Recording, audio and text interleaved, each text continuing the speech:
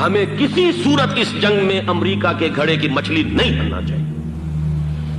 امریکہ اسلام کے تحفظ کے لیے نہیں آیا، امریکہ حرمین کی حفاظت کے لیے نہیں آیا، امریکہ اپنے مفادات، عالمی مفادات کے تحفظ کے لیے آیا، اور زیادہ سے زیادہ آپ کہہ سکتے ہیں کہ وہ سعودی شاہی خاندان کی حفاظت کے لیے آیا۔ اور بڑا عمدہ مضمون چھپا تھا پچھلے، بلکہ ابھی تک تو وہ تازہ ہی ہے جب تک نیا نہیں آتا، ندا میں، جس کا عنوان تھا اربوں کا چھرا اور اربوں کا گدا۔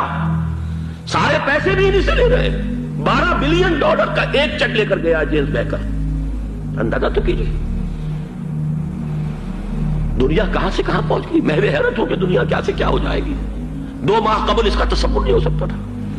اتنی بڑی قوت امریکہ کی، تباہ کن قوت، اور جمع ہو جائے گی عرب کے اندر۔ لیکن یہ کہ وہ کاسٹ بھی اربوں ہی کی ہوگی، انہی کا چھرا انہی کا گلا۔ ہمیں کرنا یہ چاہیے، اللہ تعالی ہماری حکومت کو، ہمارے سیاستدانوں کو، ہمارے ذمہ دار لوگوں کو ہدایت دے، وہ امریکہ کے گھڑے کی مچھلی نہ بنے۔ اس کے تحفظ کے لیے یا شاہی خاندان کی حفاظت کے لیے بہت کچھ انہوں نے عیش کر لیے، کافی عیش کر لیے۔ باقی یہ کہ اب جو کچھ ہونا ہے وہ ہونا ہے۔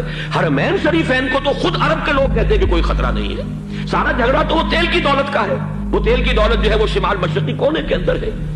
بلکہ یہ کہ جو رد عمل پیدا ہوا عالم اسلام میں اور سعودی عرب میں، خود اس کے مذہبی نوجوانوں میں امریکی فوجوں کی آمد کے خلاف اس کا جواب دیا گیا رابطہ عالم اسلامی کی طرف سے کہ یہ جو بھی جنگ کا محاذ ہے، جو فوجیں ہیں، یہ حرمین سے تو 1500 کلومیٹر دور ہے، تو حرمین کو تو کوئی خطرہ نہیں ہے۔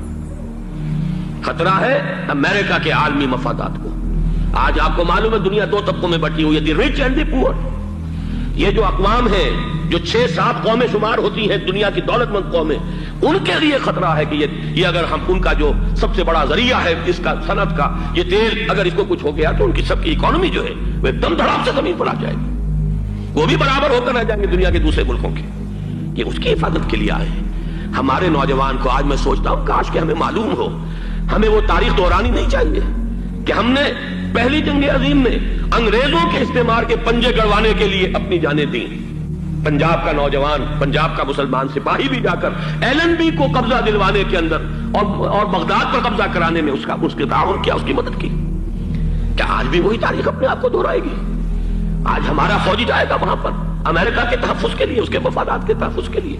پہلی بات یہ کہ ہرگز نہیں ہونا چاہیے۔ ہونا کیا چاہیے؟ پہلی کوشش یہ ہو کہ یہ بین الاسلامی معاملہ بنے، مسلمان امت آئے،